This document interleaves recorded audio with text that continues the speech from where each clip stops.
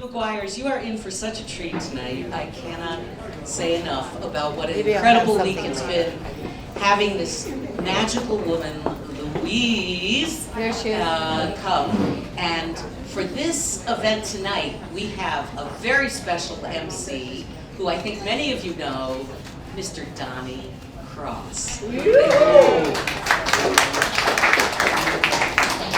So I think I'm going to go without the mic, and I think Louise is going to go without the mic too. And I'm thinking, can you hear? Can everybody hear okay? I don't know.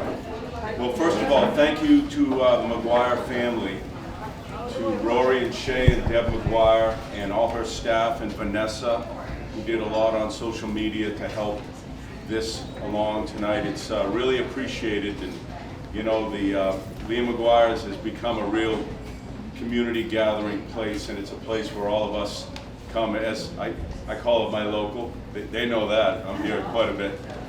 But anyway, just want to thank Rory and his family for hosting this event. Thank you. So thank you very much.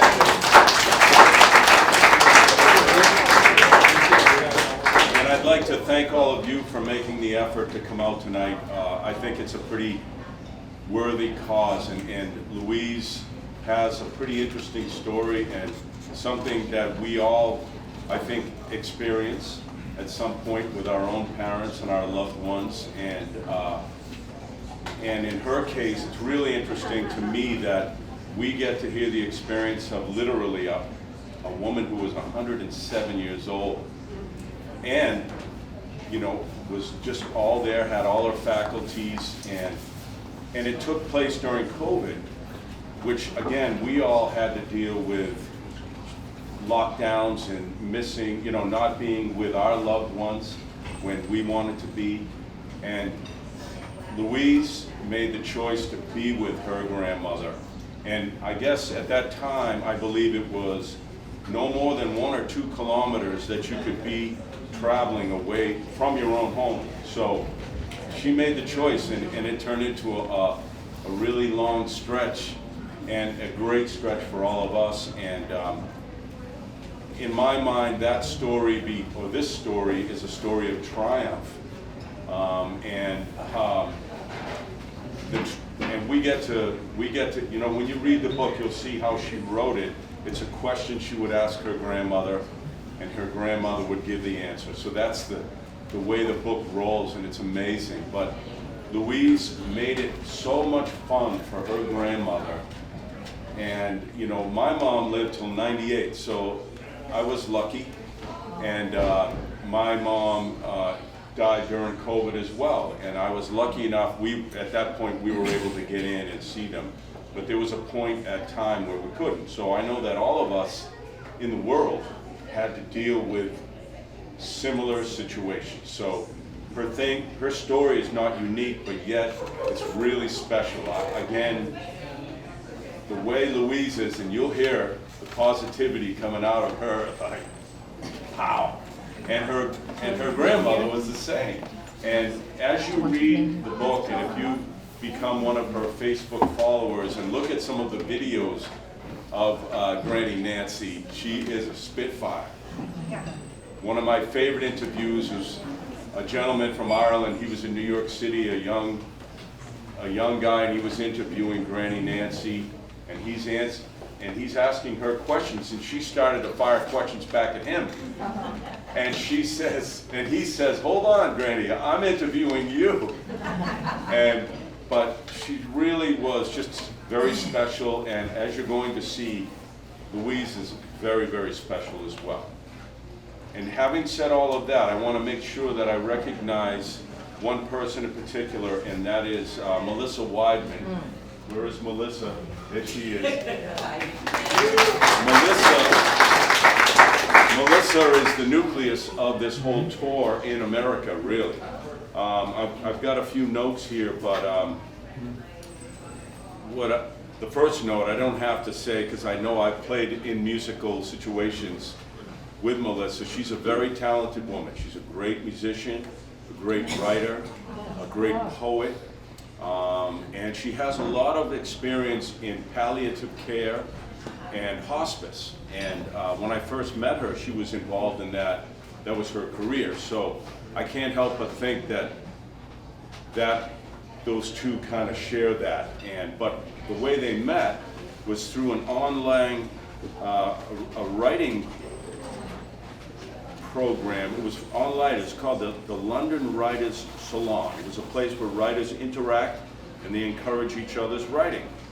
And so that's how they kind of met on this, consortium of writers, but it was worldwide, which is really cool. And it doesn't surprise me that she was on it. Yeah. And so they met, and then Lou had been writing her book, and she finished it, and she was ready, and she toured 32 counties of Ireland. And Melissa started thinking, we need to make this happen in America. So together with the London Writers Salon and the over 20,000 plus Facebook family that she enjoys, that she built literally within COVID with Granny Nancy, and with Melissa's really vision of this happening and her hard work to put it all together.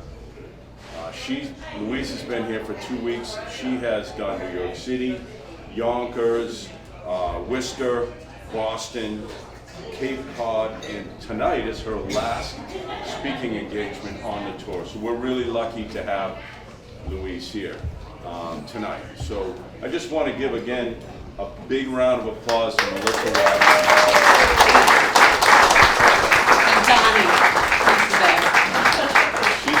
We call the facilitator. She can make things happen. And she's a great musician too, by the way. Great bass player. I'm a drummer, and we've played together, and she can hold it down. We played here for a long time. Now, real quickly, so the way I came into it, Melissa asked me to say a few words, and I thought it was a really interesting story, so I looked it up, and I thought it was great because I had just gone through that experience with my own mom. And I was there for her, and so were my brothers and sisters, and all our family. And same happened with my dad earlier. But point is, we were there for them, as they were there for us. We were coming up. So she introduced us, and then my wife, who is from Ireland, we were over visiting her family. And so Lou and I were talking, and she wrote me in to carry a bunch of books over to America from her island. Man, you sucker, you did. That was the ploy, but not really. But we did.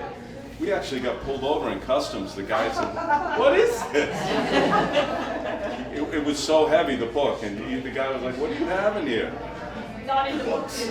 But when we were communicating through WhatsApp, and Lou and I and Fran, we actually met in Dublin at a block away from where my wife lives. Lou and her mom came in, and once I instantly recognized her, and I said, "Louise," and she said, "Donnie," and it was off we go. It really was like that. You know how I'm sure you've all had when you meet somebody and you just have an experience with them, that it's just great right from the start.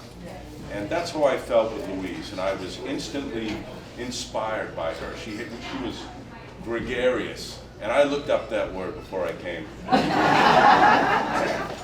She's gregarious. She likes a crowd, and she's very welcoming and open, and she just, really inspired me. So I just kept gaining steam as this thing has been going right up till now, and I'm really excited to introduce you to her because you're really going to enjoy Louise. So I'm going to stop talking and introduce you to Louise Coghlan.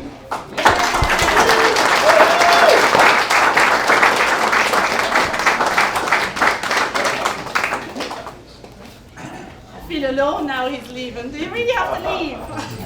Come back. Thank you. First and foremost, thank you very, very much for coming out this evening. Thank you. All one and all. Thank you for the effort you made to be here. I say that because in life, the best parts of it come through one little word: effort. Effort. Once you make the little effort, it pays off. Today, just especially since I can see you all your beautiful eyes, your beautiful faces. The key to being here was you said yes to somebody. You said yes. Someone said, will you go with me to this thing down in Maguires? And you said yes. And that is definitely something, welcome in, that is definitely something that brought Granny 107 years down her road. She kept saying yes. She said yes to everything I asked her. She said yes to everything anyone asked her. And I think that was something that brought her great happiness and great joy and brought great energy to her life and to herself. Because when you say yes, you get rewarded in this life, especially when you say yes to somebody else. When you give your energy to someone that's asking you to do something or to be somewhere or even to help them. Or maybe it's just to listen. Can you listen to me? I'm a bit stuck. Yes, I can. And I think that's where I always start, because you have all said yes to each other, first and foremost, or you saw it in the newspaper, or you heard me on the radio, or you heard me talking somewhere, or Donnie or Fran and Melissa has encouraged so many people to be here. And I really, really want you to know how grateful I am, first and foremost, for you saying yes and coming out this evening. I always say, when I speak like this, if only one person comes in, I'll be thrilled. Because in life, we only need one. We only need one good friend. We only need one good listener. We only need one person to look at us. If your car is punctured on the side of the road, how many people do you need to help? One person. If you're in bother and you're getting wet, how many people do you need with a brolly? One person. Under you go under an umbrella. So thank you, one and all, for being here. I really am so grateful. I'm very excited that this is the last night of my tour. Sad, but excited in both ends, because it has been a wonderful trip here to the United States. I am honoured to stand in this country, to have met so many amazing people. You should be very, very proud of yourselves. There's wonderful people in every corner of this place. And I don't want to leave, I'll be honest. There'll be tears. We're not letting you leave. No, she'll lock me in the bedroom tonight, so we'll see how that works. Granny will probably sleep me out. But I have been to New York and I really enjoyed my time there. Then I got the bus from New York to Boston. And I was very upset on the bus leaving New York. And then the same thing happened in Boston as I made my way to Cape Cod. There was tears as I left many people I'd only met, and plenty I knew for a long time, but only met in real time. And I can promise that will be the same with Cape Cod. My heart will be low as I leave, but it will be full with the love and joy I've met. Because you know what I've met? I've met really good people. And that's the thing we need to take forward with us in this world. It's full of darkness and bad news, and it seems like nothing but everything going wrong seems to be out there. And what I want you to take from today and from me, I hope, will be the hope that actually things are not so bad actually. And actually we have an awful lot of good people, and we have an awful lot of kindness operating all over the shop. And actually sometimes it's about looking for the good, to remain good even when the world seems bad, and to not allow it bring us down, because it's very hard for it not to bring us down, because life is tough. And how did I know that? That woman over there on the chair, I bring her everywhere with me. She's very close to me. Her hat is here, her scarf is here, her rosary beads are in my bag. And I was very fortunate to spend, as Donnie mentioned, a special time with her. She was born on the 16th of October 1913, and she passed on the 10th of September 2021. And why I say those dates is because 1913 and 2021, I feel really bad about my friends here behind me, so I'm going to move forward and back. 1913 and 2021, the brain nearly can't compute the numbers, because something in 1913 and something in 2021 seems wrong. It doesn't seem like it's possible. But she, I used to call her the woman that was against all the odds and beat them. She beat the odds every day.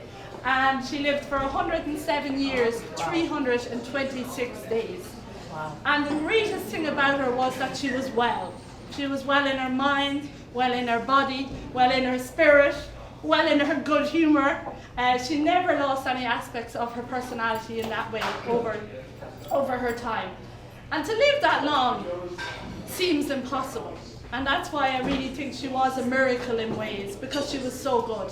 And after this talk, I would encourage you, when you go home, to just Google Granny Nancy 107, and you will just see what she was really like in body and spirit. And you can watch hours of videos as she became, and I was just sitting with her, a social media sensation. The world fell in love with Granny Nancy, and really I've been left with the legacy, and it's a real honour, and it's a privilege, and it's something very special that I can hand to everyone as I travel my road of life, because I can give the hope, the healing, and the friendship, and even the joy of Granny Nancy back. And for that alone, it's something very special. Her story, being born in 1913, brings her back to times of no electricity or no running water, no radio, no television. She travelled through world wars, the Spanish flu, she was there for it. And further along that, she saw the independence of our country. She saw women getting the votes. She was very proud. This hat here I bring everywhere, because she loved fashion, and she was very, very proud when women got the right to vote. So every time there was an election, she never missed an opportunity to vote, and she got dolled up to the nines, and everybody knew about it. And the thing about it was, for her, she used to say it was her duty to vote, because at one stage I didn't have a vote. And I want to remind people how important that is. The media and the public got on board with that because that encouraged everyone, young and old. As Granny would say, just get out and put a mark down. Don't sit at home, come on out. I'm 106 and I'm out at the voting box, come on and meet me. So a lot of people were very encouraged by her in that manner. And the greatest trait of her, I think, was that she moved with the times. She kept going. So she was a lady who lived day to day. I'm a lady of that mindset myself. I don't allow myself to get too far forward, and I don't go too far that way. I try and stay in this middle present moment, and that was definitely Granny's way, because I think that's what brought her to be 107. She never thought she was going to live for 107 years, and neither did we. I recorded a documentary on her when she was 93 years of age, and ironically, or I don't know how it happened, but I called the documentary Life Begins at 93. How did I know that she had another 15 years in her? But where I'm leading to is the mindset to say to you today that nobody in this room is old. Come on, nobody in this room is old. You're all so young. You're all so young, because with Granny in the world, everyone was young. So we'd hear down the street, oh, she'd say, we might say, God, there's a man after passing away. And I'd be like, God, that's very sad about Christy.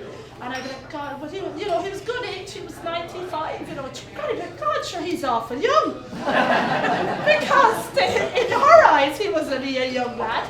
So I want each and every one of you to leave knowing you're not old. You are just older than somebody else.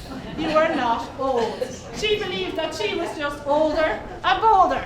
She liked to throw that one around as well. And I suppose it was that sort of humour to life that brought Granny an awful lot of joy. And it created a lot of smiles on other people's faces. You know, we're attracted to people who smile. And we're attracted to people who have a little bit of light in them. And she definitely had. That picture upstairs, that's her 107th birthday. You can see it just there. And you wouldn't nearly believe she was 107. Her skin, no wrinkles. Well, she used oil of Une, just letting you know. That's one tip. And you know, the big question around Granny was always, how did you do it? You know, what's the secret to living this long? So she had 3 secrets. Well, 3 secrets, not so much secret when she told everyone about them, actually, now that I think about it. What's the secret? But I suppose her few lines that she taught brought her a long life. One was food. Oh, yeah. She ate like a horse, I should say. And she didn't deny it. So in the morning we would rise and she would have a cup of tea around 6:15. We would watch mass, we would say prayers on the phone, and then she would have her breakfast, which would be porridge or Weetabix, depends on the mood. Then she would have tea and toast. Now, yeah, this was only 8:30. We were only warming up. She would then have another cup of tea around 9:30, 10 o'clock. She would then have a bowl of soup at 12 o'clock. She would then have her dinner at 1 o'clock. Her dinner consisted of potato, veg, and meat every single day. So a huge part of this you will hear is her routine habit. I definitely think habits help us, help our human bodies to understand what we're at. So she had her dinner. She never deprived herself of anything good, so she had her dessert. So she'd have her dessert. Then at 3 o'clock we would have tea and biscuits. 5 o'clock for 105 years, Granny Nancy had, now you're, the nutritionist will have a heart attack when they hear this, but she had a full fry for 105 years, 7 nights a week.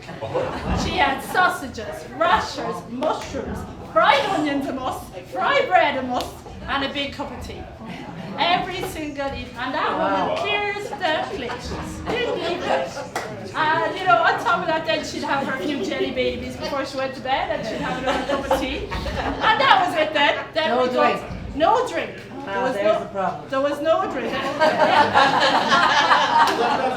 many Guinnesses does she drink a day? How many Guinnesses? Yeah, Guinness is good for you, right? Louise never had a Guinness before she came to the US.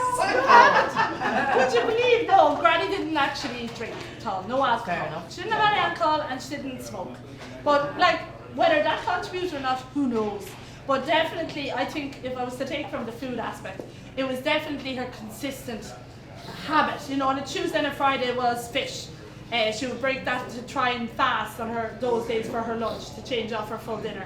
But definitely, I would say Granny would have always said, enjoy your food and eat it. And you know, plain, simple food. She wasn't complicated. And about, I have to be honest, about 7,000 mugs of tea. If the answer was in it, it was the tea that kept her going. What kind of tea was Well, it was Barry's. Barry's, but you know, it was Barry's and about 17 boxes in this cubby hole behind the table. We always had loads of tea. She always bought tea every week, even though we hadn't run out. And I think that was to do with, and she always spoke about that, it was to do with when the war was on and you had to ration tea. Oh, yeah. So she was devastated by that. She still was up to present day. She was like, oh God, but the times we had to ration tea. So she had a great love of tea because of that as well. And as I was sharing yesterday in a talk, she wasn't fond of the loose tea. The loose tea was a bit messy. So she was thrilled when tea bags came on the scene. And for me, I kind of forgot about that. You know, you take things for granted as you move through life unless you've been in the past. So she'd always be so thrilled. She'd just say, oh God, thank God for tea bags, you know. Such a simple invention, but she said it was a great operation. So food was a big one. So keep eating. Eat loads and enjoy your dessert. And drink loads of tea. So food was a big one. Her faith was a huge one for Granny, her faith. And the thing about Granny was, and I think it's a really admirable trait, she was very unassuming about her faith. So it wasn't about pushing it on Patrice or pushing it on me or pushing it on our family. Granny carried her own faith within her, and it had a lot to do with just believing in something better beyond this world. And I have to agree, this world is hard, this planet is tough, this journey along these footsteps that we take individually and together is not easy most of the time. If anything, it's quite hard down here, and you have to work very, very hard. So she did believe in the afterlife and the next part of this story being somewhere special. And on top of that, she did a lot of praying. I definitely got into the prayers with her because we just got into it, and I was saying a Hail Mary backwards at the start, but I'm very good at the Hail Mary now. And now I can say backwards and forwards. But I suppose what I loved about her is that she prayed, her statement was always to pray for people who had nobody to pray for them. And even if you pray or you don't, I think between us, we discussed this at length, it's more about giving your energy to people, to think about them. If someone down the road said to you, God, something bad has happened to someone, just to give that minute to realise, A, I'm so lucky, I'm so grateful that I haven't that cross to bear, and second off, just to maybe light a candle or just to think of them. I think there's something in that to send good energy to someone who's struggling. Because as we all know, it's someone today and it could be me tomorrow. And that's the way the world works. We're on a good path for 10 steps and then you're on a heavy one for 10 more ahead of you. So her faith was very important. I mentioned the 32 county tour that I did at home. That came in from, Granny was very good at technology in the sense of game for it. She was up for it. Yes! Granny, will you do a Facebook page? Yes! Will you do videos? Yes! She was a yes woman. And when the lockdown did happen and Mass went online, I knew she'd love it, and she did love it, because as she said, for the first time ever, she could go to Mass and have a cup of tea and biscuit at Mass. It was the best Mass ever. Therefore, we went to Mass about 10 times a day. She's like, well, we have another Mass, yeah, I'll Mount Catholic. And off we go. And on that, we did, I came up with an idea of January 2021 to do a 32 county tour going to Mass virtually. So we went to Mass virtually. So we went to every county, and each county invited myself and Granny Nancy along, and the priest would say, good morning, Granny Nancy, good morning, Louise, and me and Granny would be sitting in the chair drinking tea, good morning, Father, and off it would go. And she loved it. And from there, it took off internationally. We were invited. We found it quite funny because we flew to New York virtually, and London and the Irish College in Rome invited her to Mass. That was a huge honour for Granny, because to travel, she never got to travel, and she never had any interest to travel. But we had great joy in sitting in the kitchen and travelling in our mind. And that's what I will talk to you a lot about, your mind and the power. A lot of what Granny succeeded in achieving in the sense of living as long and as happy was to do with her mindset. It was to do it up here and then feeling down here. So we travelled the 32 counties, and then we travelled virtually. And again, it's that idea of saying yes and giving it a go, giving it a bash, and see, she loved it. Sitting up with my AirPods on and my MacBook and, right, where will we go? And she very much got a lot out of that. So I suppose she was a yes woman to technology, which, you know, we all can be afraid of it, and to be honest, as I always say, we need a bit more training in it. It's very unfair to expect people to just adjust to all these fast moves. But I suppose in technology, there is a lot of good. And in that sense, I feel, you know, she got a lot out of it. She didn't leave it behind her anyway. She knew all about Facebook at the start of the lockdown in March. When the doors closed, you know, I set up a Facebook page called Living and Laughing with Lou. Living and Laughing with Lou, and the two of us would stream live every evening, me and her sitting up, having tea, chatting to the world. It started with 10 people, then 20 people came in, then 30 people, that's a very good dance you're doing there, 30 people, and then it grew and grew, and as Donnie says, it's now at 22,000 people, and it's reaching the guts of 400,000 a month. People are still engaging, and I'm very grateful to those people, because Granny is gone, and I thought maybe everyone would leave. But thank God they didn't leave me. They stayed with me. And again, it reflects in human connection and being strong with your friends. And you know, that Facebook page brought great joy to Granny. So we would stream live, and Granny would say, today, are we doing the Facebook Live or are we recording the video? I said, Granny, we'll do the live. That's the one where I talk to the people. I said, that's the one where you talk to people. And again, I would encourage you, you look up that Facebook page and you'll get a laugh and a half with Granny Nancy taking control of the whole show and talking to everyone. And on the back of that, I suppose, what I used to do is people would come forward with lots of worries and lots of heaviness towards us. And we would try and help them carry it. And in that, I got this idea that I'd just ring people back, you know, video call them. They'd send a message and I'd hit video call. So there, we'd ring these people, like I still think of a lady and a man, and they answered and they were on their boat in Canada, out in the sea. And this woman went, hello? And this is me and Granny looking in at the phone at them. And the woman went, Granny Nancy. And Granny, it's me, Mary, I'm here, I heard you have problems. And it was just, it was brilliant, you know. A lady answered, and she was on Route 66, and she brought us down the road on her phone. She's like, do you want to see Route 66? Granny was like, yeah, let's go. But it was all done through the phone. The magic of technology. So where there is bad in this world, if we look hard enough or we keep our eyes open, we'll see the good as well. So her food, she loved. Her faith, she loved. The third part of her story, that she was very strong, is something I know is very evidential in this room, and I'm very fortunate to have loads of them here. Friends. Granny loved her friends. She loved her friends to the point that she continued to make friends every day of the week. People in Canada, people on Route 66s, she was making friends. And why I share that is, there's a thing in my mind that I was very worried about for a long time, was I was thinking, God, what happens if I lose all my friends?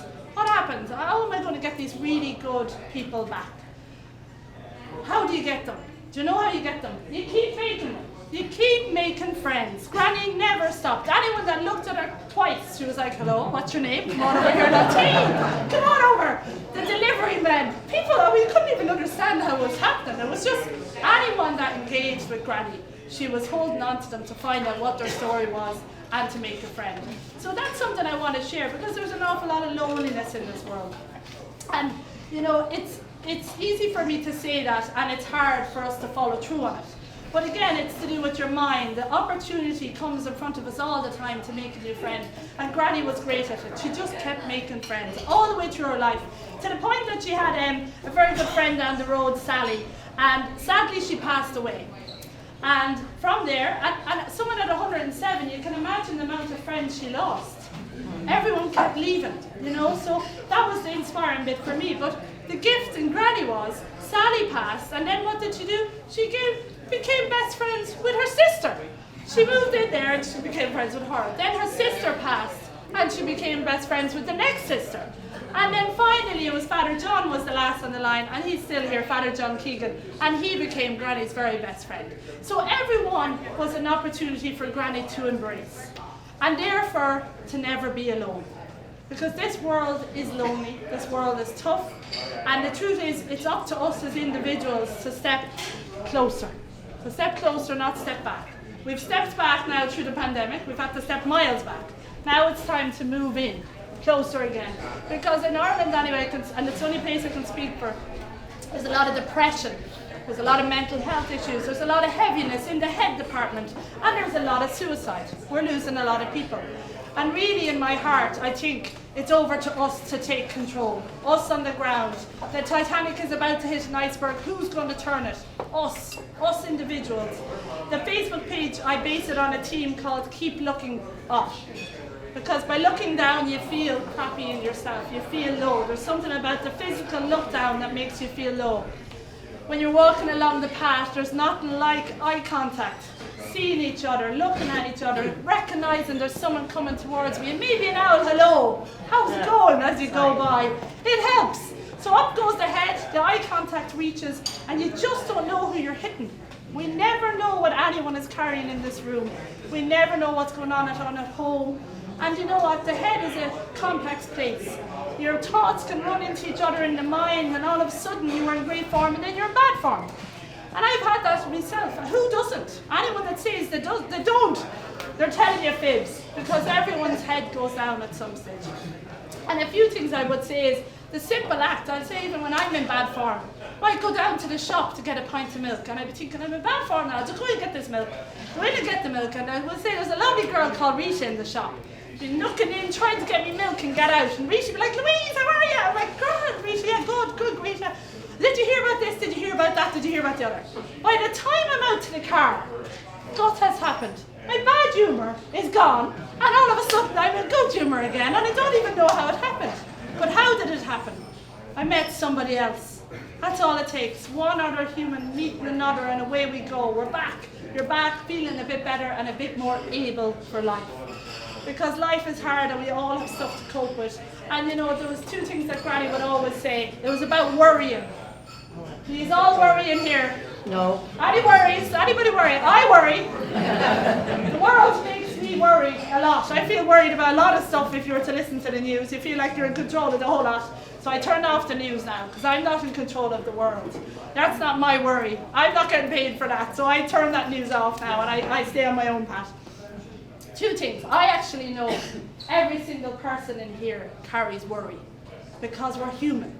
And we care. We care about someone else, and we care about ourselves, and we care about our lives and what we're doing. So the two things about worry. One, you have a worry and you're awake at night and you're tossing and turning. I can tell you one thing straight up.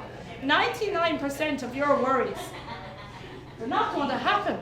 They're not going to happen. They're not going to happen, but they're going to cause you awful grief once the seed's in the head department. And the second thing to say, you'll see this guy here, Winnie the Pooh. He comes everywhere. He's having a great life altogether. Travels without paying for a thing. And Winnie the Pooh is very important in the Facebook family. And the reason why is because he has a phrase, and I found it early on, and I just said I'm going to keep saying this to people who are coming on with worries. The second thing to say to you about worry. So the first is 99% of your worries aren't going to happen. So take that with you tonight and say, God, maybe it won't happen, rather than maybe it will. Mindset, chopping over. The second thing to say to you is if something does happen, you can cope. You will cope. You can carry it. You will carry it, because inside is huge inner resilience. You are very strong in there and you don't realize it till you have to leave. And that comes down to Winnie the Pooh, because he says, you are braver than you believe. You are stronger than you seem. And you are smarter than you think. I'm going to say it again. You are braver than you believe. You are stronger than you seem. And you are smarter than you think. So when something comes weighing you down, lean in and remember to yourself, I'll get through this. And I'll just go through it day to day. I won't rush ahead to what's tomorrow. And you know what, if it's really heavy today, just go hour by hour. Say, I'm in 1 hour, I'm going to stay here and hope that the next hour might be a bit better. Sun will rise in the morning, and thank God the sun sets in the evening. Thank God the moon and the stars, that's the keep looking up. The moon and the stars comes out when it's darkest, and it reminds us that even in the dark, one bright light called the moon can light up the whole world. And that's what I feel is one of the greatest things that Granny taught me, because she went through loads of stuff. She went through the wars, she went through so much suffering. She lost her husband in 1989, Bob, my grandfather. They were going to mass, going through the village, turned in the middle of the road, ready to turn into the church. Car was coming towards them. A young girl had missed her train and borrowed her parents' car. A simple thing, it could have been any of us. She was coming along, the sun was just blinding that day. She didn't see Bob and Nancy and she drove straight into them. A young girl.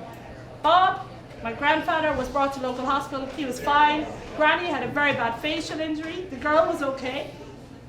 And Granny was brought to Dublin. She went straight in for an operation. She was in the surgery for hours. They didn't think she was going to survive, so family went towards Granny. Bob went towards Mullingar. And while Granny was in surgery, Bob, a bigger man, he didn't get moved. Back in 1989, there was no such thing as blood pressure socks or any of that jazz. You were put in there, I'll come see you in a while, as it was.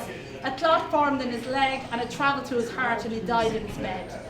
Granny didn't come out of her unconscious for a number of weeks, and she had to be told her husband was gone, the funeral was over, and home to Clonard she went. So I suppose where I'm sharing is, in a long life, and as joyous and happy as she was, hard things happened to her. Because nobody escapes. And on top of that, she lost all her friends, lost all her family, her brothers or sisters. She lost her 2 daughters, they were twins, Margaret to motor urine, and then Anne just died of heartbreak after Margaret left. So, you know, these are the parts of life that don't avoid any of us. We can't escape the bad stuff. But what we can do is prepare to be able to carry them. And prepare to be close together and help each other. And when I say that you are braver than you believe, you are stronger than you seem, and you are smarter than you think, it's a mindset choice. It's a mindset to lean in and say, I can do this, I'll get through it. And on top of that, the second thing to say to you is, and it's something I really believe in, is to create an inner circle around you. I said about one person at the start. If you just have one good egg beside you, one good person that you can turn to and say, how are you? And the most important thing about a good person is that they wait for the answer. We don't want someone that says, how are you? And they follow with the story. You're like, huh? They didn't give me a chance to say, how are you? So it's important to have good people around you. I really, encourage you to carry people around you who are good for you, who care for you, who love you, who want the best for you, who don't instill self-doubt, who don't instill you to feel bad about yourself. They're not good enough for you. You need to raise your standards and say, do you know what, that person's not good for me. They bring me down. And the thing about spending time with people is to say that the people you spend your time with, you're going to turn into them. So if they're giving out, you're going to end up being the one giving out. Oh, they're always giving out at dinner. They give out about everything. All of a sudden you'll be like, I think I give out about dinner. So why I'm saying that, it's really important you spend your time with quality people. Because we only have one life. Only one shot at this. This is not for we might not get 107 years. I might be gone next week. Life is as fragile as today is here, and tomorrow I'm hoping I'll see it. And when I say that, I give you just one other piece of advice, which is if there's someone in your life that's burdened you in some way, if they're family, I think you'll probably have to hold on to them. But maybe, it depends how the branch is looking on the tree. But I would say with someone within your family that's hard to deal with, it's a nod and smile. I do the nod and dog with anyone that gives me a bit of grief in my head, but I have to cope with. So I you know the naughty dog?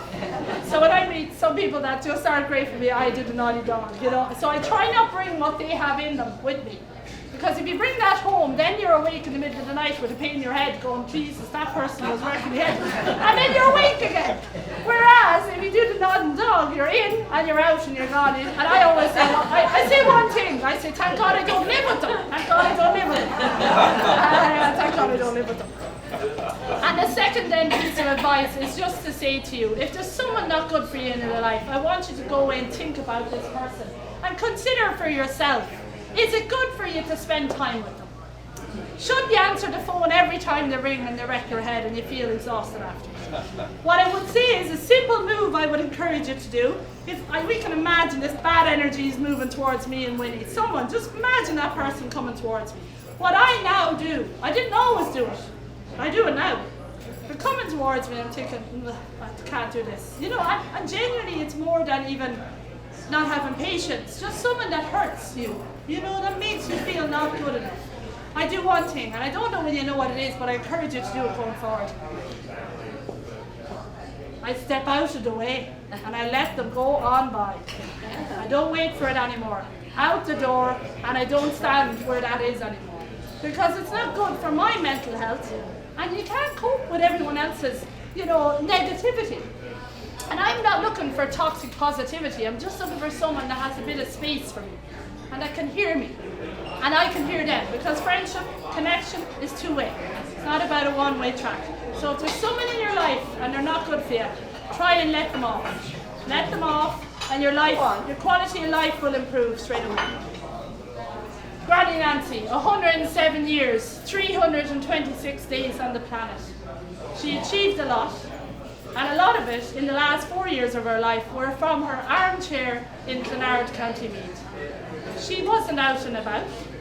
And what that tells me is that the magic of being human and reaching out.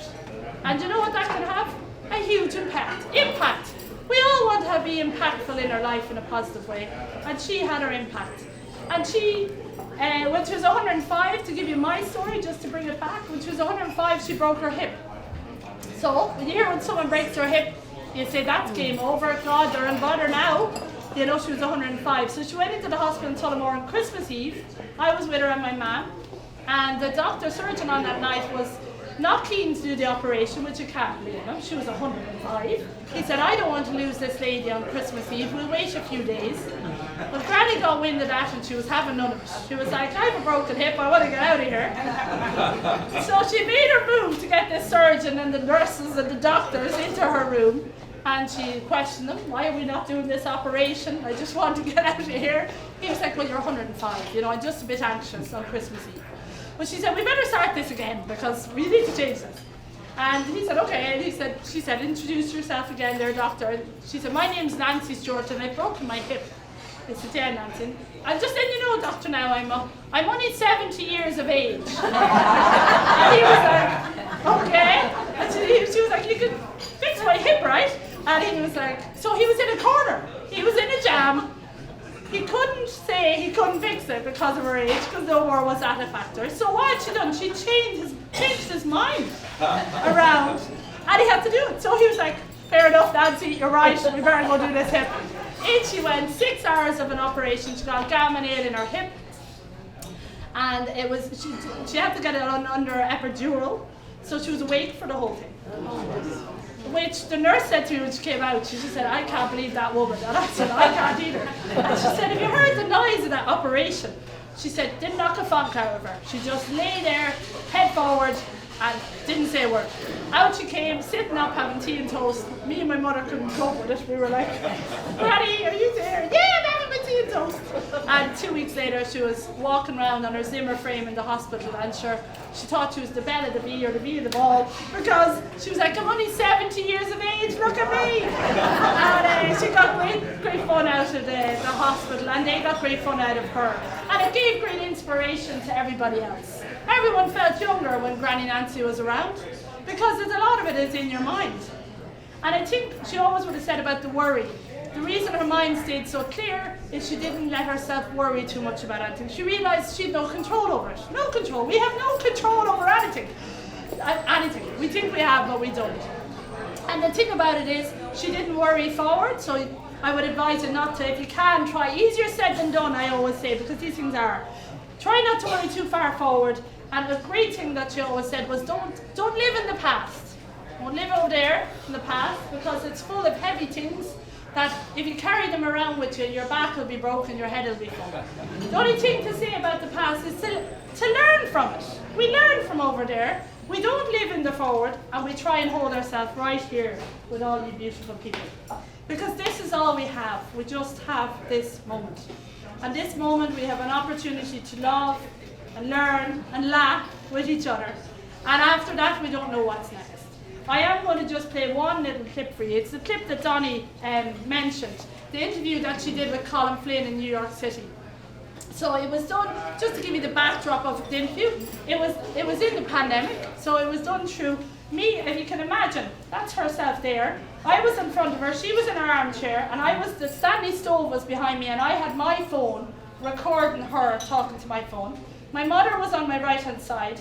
She was holding another phone with Colin Flynn's voice coming out of it, because he wasn't actually in the room. We had the stove on, and regrettably put too much turf on, so we were all a bit hot. I couldn't even, I was like, I can't go. Granny didn't knock the fog out of her, she was sitting there. But just to give you that background, because when you hear the interview, to know that this woman could actually imagine and understand that Colin Flynn was recording from New York, she was in Clonard in County Meath, but she couldn't converse with him by listening to the phone over there and just recording directly to me. She could never see him. All she could do was hear him. And that's why I think it's worth just playing this clip for you. I hope you'll be able to hear it now. This will be all, nearly fell over my own feet to start with. So I'll just see how we go now. Turn it up. So this is Granny being interviewed with Colin Flynn in New York City. Hold on now. Better press play, that will be the next I don't know how I got that age. That's true. I can't believe I got that age. Nancy is 106 and loves life. I do, I love it. And I love to know what's going on. I'm well cared for, thanks to the God. The Blessed Virgin and all the saints and angels have looked after me from toe to heel and from heel to head. Nancy was born in 1913 when Ireland was still under British rule. Wages were low and immigration was high. Her family didn't have much, but made do with what they did have. Taking football and making all sorts of outlying jobs, and that was our life. We had no luxuries, just an ordinary life. Nancy, how are you feeling today? I'm very well today, thank you.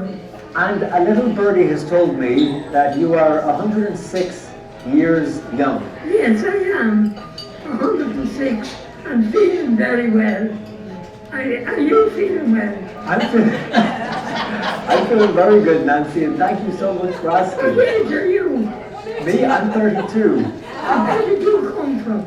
I'm from Ennis in County Clare in the west of Ireland, but I live here in New York. Yes, but I don't know anyone down there. Now, hang on a second, Nancy. This is meant to be me interviewing you.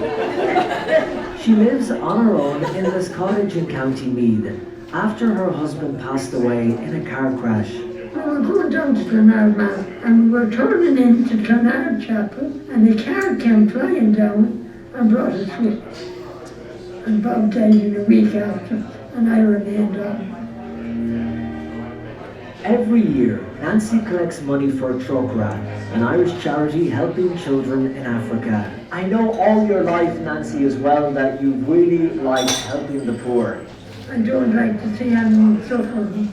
Anytime I have a few shillings, I run up and throw them for the poor hungry children. And I love when I hear of people getting up, poor people that struggled and worked hard, getting on well. I always love. And Nancy, has your faith helped you through this difficult time now with the coronavirus? Has it kept you going? I have 3 rolls from these in from 3 different people gave me them. So I say them several times here when I'm sitting on And I say a lot of prayers now for people I don't know. I ask God tonight. Well, Nancy, it was a pleasure talking to you, and thank you so much. And it was a pleasure talking to you. And also thank you very much for listening to me. When you're in Ireland the next time, you always know where Clonard, Killigaddis. I'll pop in for a cup of tea next time I'm passing. Oh, don't forget, God bless you all. From EWDN.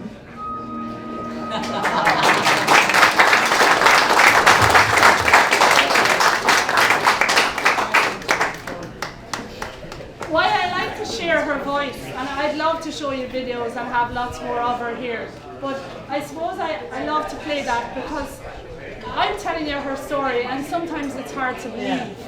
So it's about hearing the woman herself speak with me. I think it brings it brings her right into the room. I won't hold you too much, but what I will close up on is, I suppose, the aspect of losing her. For me, she became my everything. She was my grandmother. We both shared October as our birthdays. I was 70 years younger than her. Sometimes I felt 70 years older and she was the young one. But she was my best friend and she was my everything. And I say that because all of us in here know what a broken heart feels like. All of us in here knows what an empty chair feels like. An empty chair is the one that weighs me down when I look into her kitchen. And I suppose the reason I share this is to just give you the story of something that I have worked my way through, which is grief. So my father died 8 years ago at 63 years of age, and he died of lung cancer, stage 4 lung cancer. He was diagnosed in May, and he died in August. A very short run at fighting it. And the hardest thing for our family to cope with was how he suffered, how he was tortured, and how he screamed out of this world. He did not leave peacefully. He left like Jesus on the cross in the end. And that was a very hard thing to watch. And where it tangled me at the time was, why do bad things happen to good people? I couldn't understand that. I'd been good all my life, he'd been good all his life. How does it work out that things turn like that against you? So I think there was something major to be learned for me personally. The absence of someone we love is a very heavy burden to carry. And until it happens, you have no idea what it's like. You think you know when you go to funerals, they say, I'm so sorry for your loss. I hadn't a clue until my own kitchen table was affected and there was someone missing. But the reason I share that is because for my father's death, I had to figure out how was I going to cope. That this is actually life. Bad things happen to good people all of the time. And I suppose from there, I tried to figure out how do you carry your broken heart? Is there any way you can do it better? And the only way I could cope with it was to ask other people, how are you carrying your heart? How are you getting on? So I used to go to graveyards, watch people get out of their cars, try and engage with them and see how they were coping. I talked to priests, I talked to nuns, I talked to Buddhist centres. I went everywhere and anywhere I could find someone who was lonely or grieving. And the thing is, really now what I learned from that is bad things just happen. They just happen. We've no control over them and they just happen. And the thing that I think I had to learn, and I feel I have learned, is that we have loads of ways to cope. And that's leaning in for your inner strength and leaning out to your people around you. And on top of that then, to watch my father pass at 63, so young, and then live with the oldest woman in Ireland and watch her pass. And the thing about it, it was a gift that I promise I'd made Granny when we left the nursing home. She got a month's respite after breaking her hip. And she didn't want to stay there. She said she was only there because the government gave it to her for free. That was the only reason, anything I got from them. But on the last week before she left the nursing home, she had 4 weeks and I knew it was coming to an end. Everyone wanted her to stay there and she wanted to go home. So she said to me during that week, I would have called every evening, and she said to me, Louise, I have a question for you. I said, you don't have a question? She said, I do. I said, you don't. I'll be here on Friday at 12 o'clock and we're getting out of here. We're going. So on the Friday I collected her and we drove out on 2 wheels, like so fast out of there, and home we went. And I never looked back. We had the time of our life and we enjoyed each other, and you know, we became one in many ways, because when you spend time with someone, you turn into them really in many ways.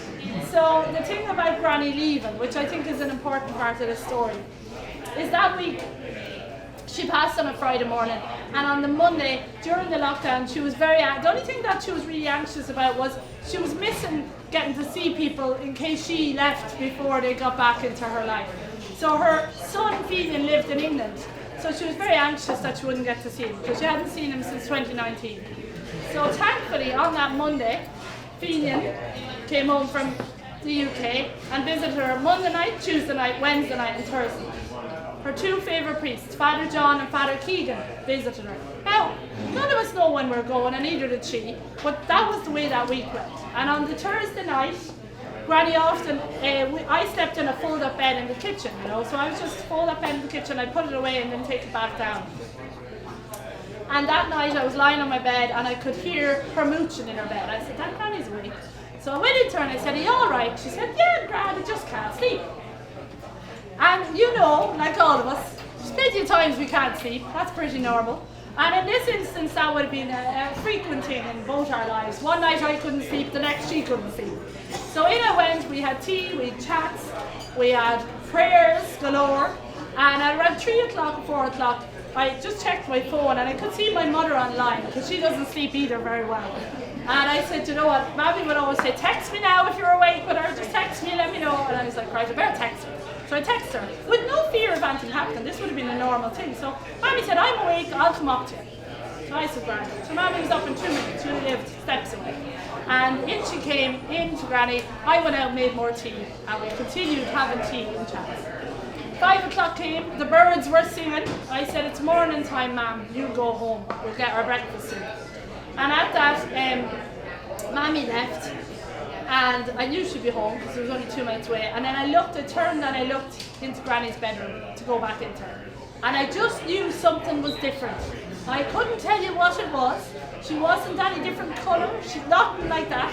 But something inside me went, something wrong with her. So I said, Granny, are you alright? She said, I don't know, I don't feel myself. And I said, do you not feel yourself? She said, yeah, no, I feel different and I can't tell you what it is. And at that I texted Mammy and I said, come back.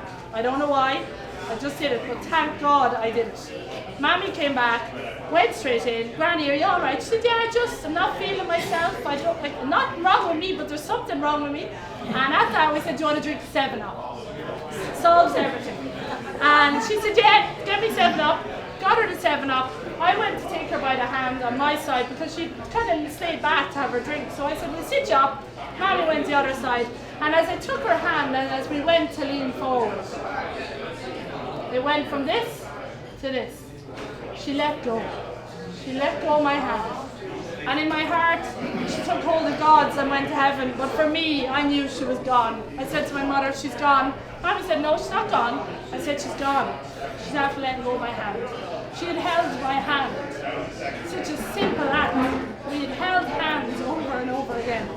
So I knew she was gone. And the reason I share this part of the story, even though it breaks my heart, it's because, you know what? Good people do get a good end. Stay good. We don't all get bad things happen to her. She deserved a good end. I had promised her as we left the nursing home that I would, over my dead body, I wouldn't let anyone take her out of that home. She wanted to die in her own bed, in her own home. And my God, thank God, she died in her own bed, in her own home. And she floated off to the skies above. And in that sense, that's why I share that part. Because we can be, in this world, we can be forced into the dark side. One grumpy person infects us and then we're grumpy. We're angry with the world and the world is heavy and then we become angry. But the magic that everyone has in this room is a light shines inside you. And I need your light on, and I need your light on, and I need your light on when mine is a bit flickering. And I need to look to someone else and say, can I get through this? Can you help me? And that's the thing I think Granny Nancy's story shines out. The book itself, she knew about it. She made me promise that I would go forward with it, whether she was here or she was in heaven. She was very smart. She got me tangled in that, whether I couldn't get out of it. So when she left in September, I was left with not only an empty chair and a broken heart, and I had no purpose, because she was my everything. So I sat down in January 2021, and by September I'd finished the book. I'd interviewed her from every angle and every side. I'd asked her questions about death and dying and heaven. what's beyond this? How do you do it? How do you cope with everything? And she answered it. And I was like, you're so open. She's like, I want to tell everybody. Tell everyone, Louise, when I'm gone. Tell them to keep going and keep looking up and keep being yourself. And I suppose that is the moral of this story. It's a small book. There's 133 coloured photographs. No publisher in the world would let me do what I did. I was so bold, because coloured photographs are not something you put in a book anymore because it's too expensive. But you know what? She was a classy woman who deserved a classy book. And I'm a believer in if you're doing it, do it right. So I created the book in the hope that it might keep people going. It might keep people looking up. And it might keep you just feeling you're not on your own. Because we're not on this planet to be alone. We're on it to be together, close together. So when you go down, I'll pick you up. And when I go down, you'll pick me up. And on that, with a great thanks to the woman who lived 107 years and 326 days, to Granny Nancy, who's way beyond the moon and the stars and the sky now. But I know she's here, Winnie as well. I hope you enjoyed this talk. Thanks a million for your effort to be here. Keep saying yes to each other and don't forget to say no to the ones that aren't good. Don't bring them to dinner and keep looking up.